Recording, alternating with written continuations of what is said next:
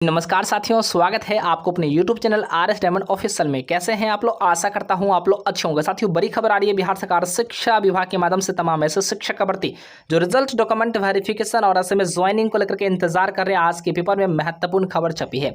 साथ में आपका मेरिट किस प्रकार से बनेगा और आप लोगों ने जो आवेदन के समय में 3 जिला सेलेक्ट किया होगा, ऐसे में किस जिले में आपकी फाइनल ज्वाइनिंग होने वाली है, पूरी बातें आपको बताऊंगा। साथ में ही बीएड वर्सेज डीएलएड मामला के ऊपर क्या कुछ महत्वपूर्ण खबर आ चुकी है, पूरी बातें आज आपको एक ही वीडियो में जानकारी मिलने वाली है। ऐसे में साथी वीडियो को स्किप के बिना अंत तक जरूर देखिए ताकि आपको पूरी जानकारी आसानी से प्राप्त हो सके। अगर आपने अभी तक चैनल को सब्सक्राइब नहीं किया है तो चैनल को सब्सक्राइब करके घंटी के आइकन को जरूर ही प्रेस कर लीजिए। दोस्तों, सबसे पहले छोटे से वीडियो को देखिए, उसके बाद हम लोग पॉइंट पे आते हैं और तमाम अपडेट लेते हैं।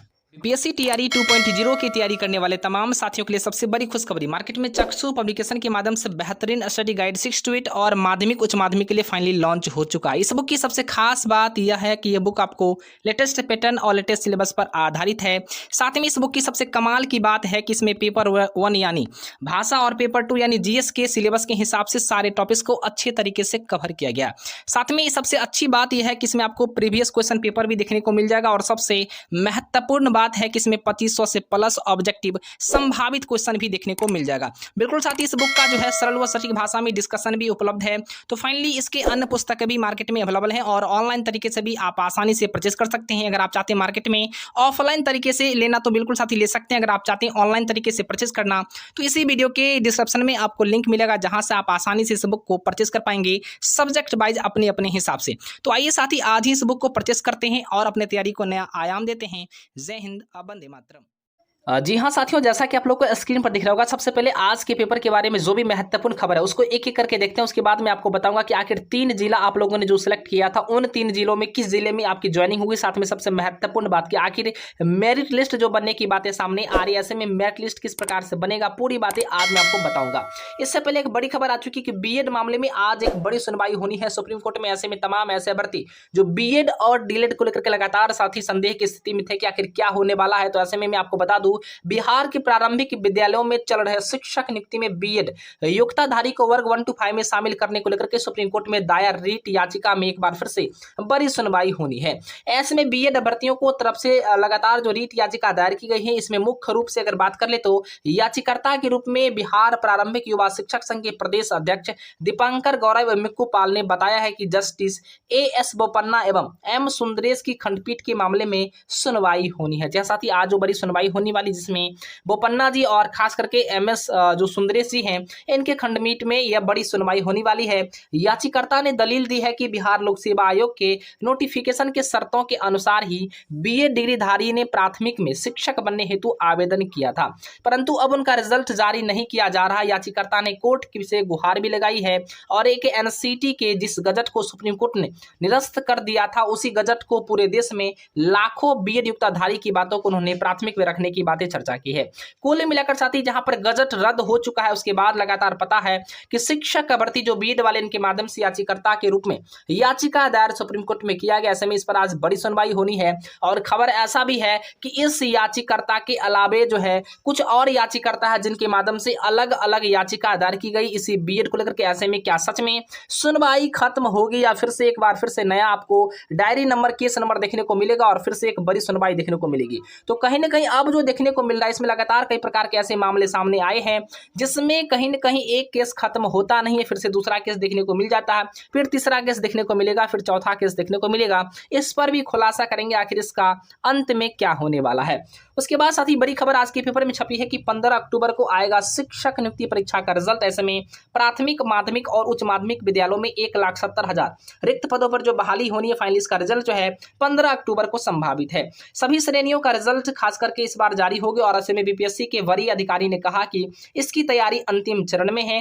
15 या 16 अक्टूबर को इसे निकाल दिया जाएगा और खास करके इसमें तमाम ऐसे भर्ती जो लंबे समय से आस में थे कि आखिर कब उनकी ज्वाइनिंग होगी, ऐसे में इंतजार की घड़ी समाप्त होने वाली है। कल देर शाम तक ही ट्वीट करके जो बिहार लोक सेवा आयोग के अध्यक्ष हैं अतुल प्रसाद जी। इनके माध्यम से एक बड़ी जानकारी दी गई जिसमें खास करके 43 मल्टीप्लाई 38 की चर्चा की गई, जहां पर इक्वल टू 1634 की बातें की गई थी। इसके रूप में सभी मतलब इसके बारे में भी हम लोग अपडेट जानेंगे, लेकिन इससे पहले एक बड़ी खबर है कि माह के अंत तक आएगा 70,000 नए शिक्षक नियुक्ति का विज्ञापन। यहाँ साथ ही बड़ी खबर तमाम ऐसे भर्ती जो नए वैकेंसी का इंतजार कर रहे, 6 to 8 की इंतजार कर रहे या माध्यमिक उच्च माध्यमिक के नए वैकेंसी का इंतजार कर रहे हैं, उनके लिए बड़ी खबर कि जल्द ही आप लोग के बीच में इसी माह के अंत में आप लोग का विज्ञापन जारी हो जाएगा और आवेदन का प्रक्रिया शुरुआत हो जाएगा। इसी बीच शिक्षक नियुक्ति को लेकर के साथ ही बड़ी खबर छपी है कि जारी होगी 1634 मेधा सूची है। जी हाँ दोस्तों, 1634 जो है मेरिट लिस्ट बनेगा। ऐसे में किन अभ्यर्थी को कहां बेनिफिट मिलेगा, क्या कुछ किन को ज्यादा जो है बेहतर के लिए जारी की जाएगी, पूरी बातें आज मैं आपको बताने वाला हूं,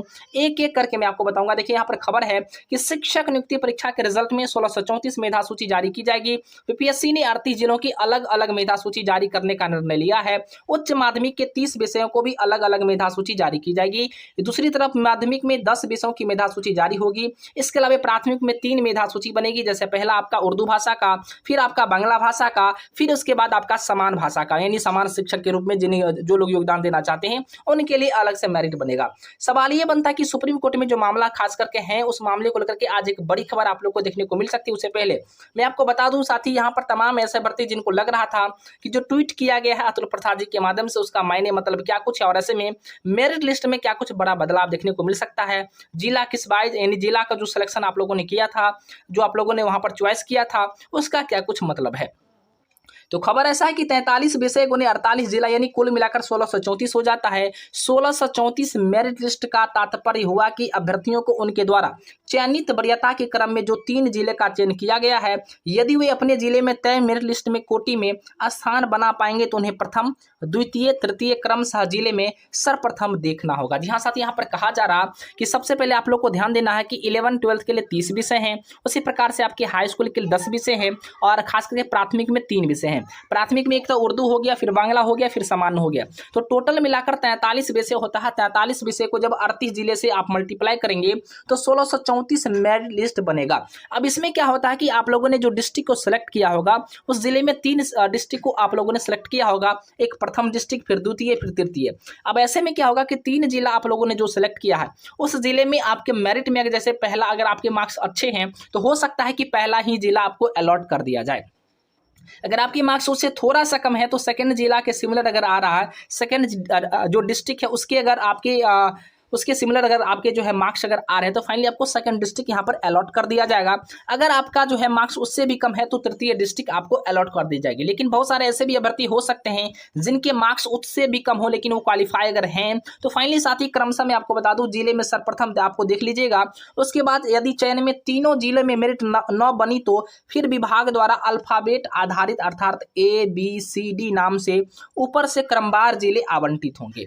मतलब कुल मिलाकर कहने का अर्थ ये हुआ कि 3 जिला आप लोगों ने जो सिलेक्ट किया है, उन 3 जिलों में आपका पहला जिला अगर आपको मिल जाता तो अच्छी बात है मार्क्स के अकॉर्डिंग टू, नहीं तो दूसरा मिलेगा, अगर उससे भी कम मार्क्स है तो तीसरा मिलेगा। लेकिन अगर उससे भी कम मार्क्स अगर आपके हैं, अगर आप सिलेक्शन आपका हो रहा है, अगर आपका रिजल्ट बन रहा है तो फाइनली आप लोग का जो अल्फाबेट के अकॉर्डिंग टू आपको यहाँ पर सिलेक्शन की जाएगी। मतलब साफ शब्दों में अगर कह लें तो जैसे ABCD करके, जैसे किसी जिला का नाम A से नाम जैसे अररिया है, फिर B से कोई हो गया बांका हो गया, इस प्रकार से मतलब आपका जो भी डिस्ट्रिक्ट है उस हिसाब से आपके यहाँ पर जो है सिलेक्शन किए जाएंगे।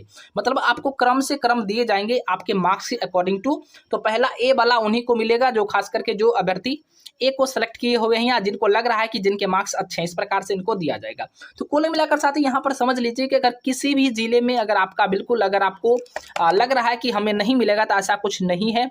3 जिले के अलावे भी आपको दूसरा अन्य जिला दिया जा सकता है अगर आप क्वालिफाई होते हैं तो। इसमें दिक्कत की बात, चिंता करने की बात बिल्कुल नहीं है।